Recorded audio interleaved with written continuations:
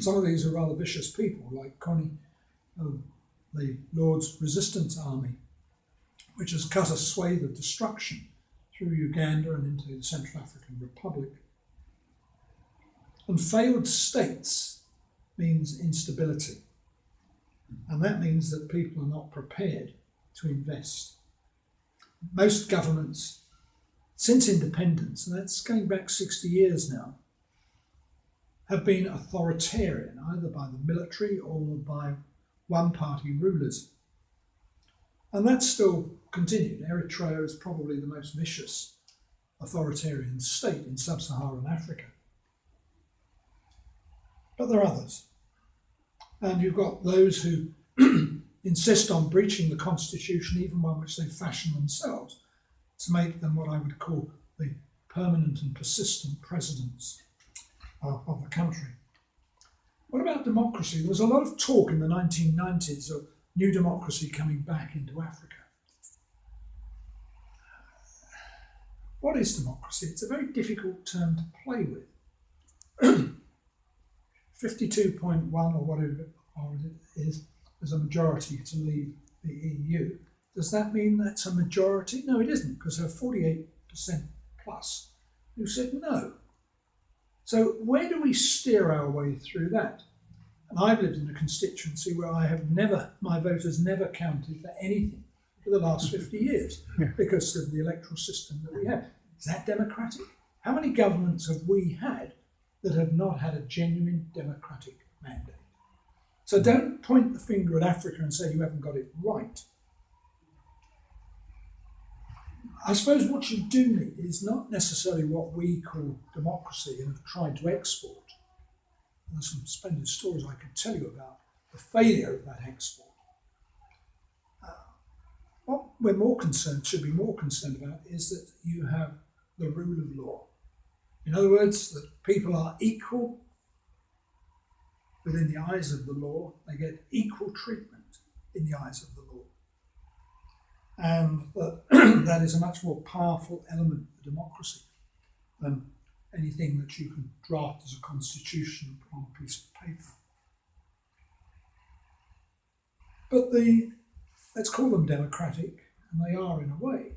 You've had democratic elections in places like Ghana in the last 18 months and in Liberia, where existing rulers have been defeated and they have retired, not attempted to seize power and to maintain their rule.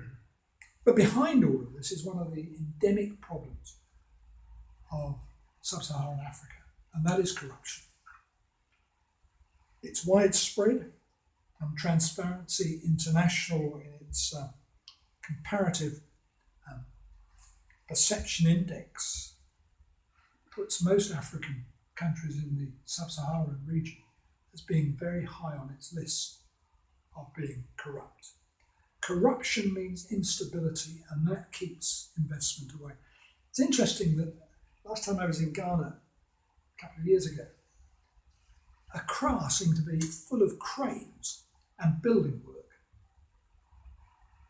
and a lot of buzz and activity. And I suspect it's because people had confidence in that this was a place worth investing in.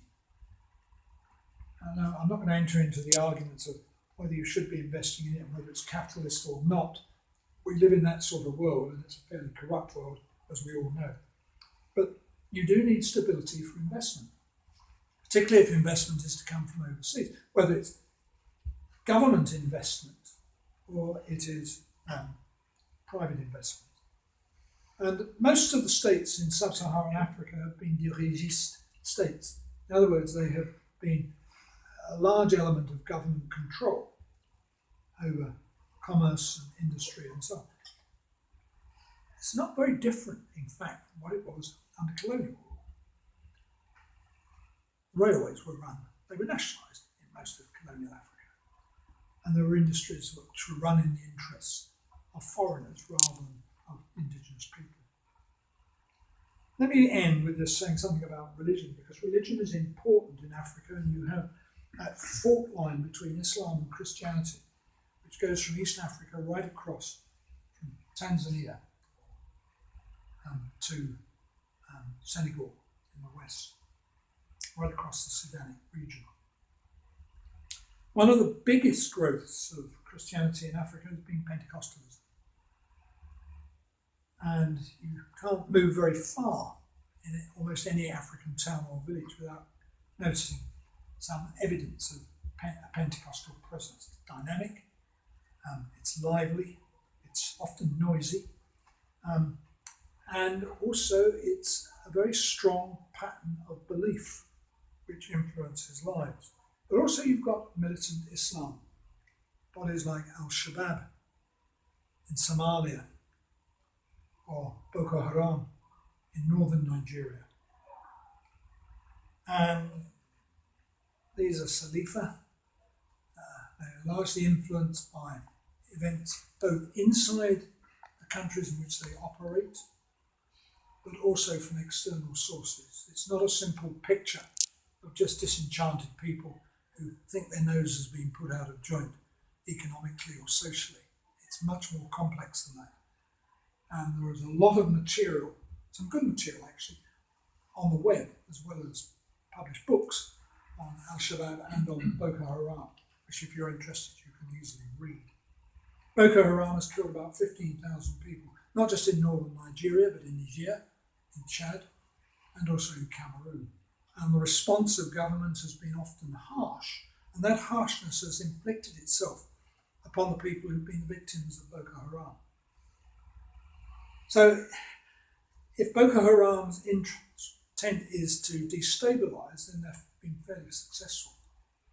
Their aim, of course, in both respects, is to promote, as did their forebears in Muslim northern Nigeria, a pure Islam, or at least what they saw as a pure Islam. Non-believers are a disease, and therefore you get rid of non-believers. And you create a pure Islamic state. That's an ambition. I hope it's an ambition that will be thwarted, because it's not one that will bring stability or well-being to people in sub-Saharan Africa, at least in those areas on that fault line across the Sudanic region for the most part.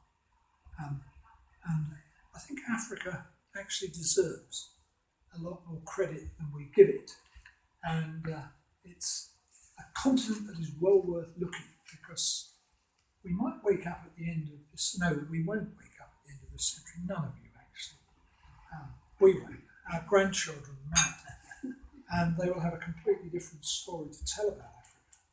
I remain an optimist. Now, I'm happy to take some questions. You don't have to get up, John, you can sit there. You don't have to say thank you or anything like that. I will just take some questions. I just wondered if people wanted to just have a quick stand up and sit down.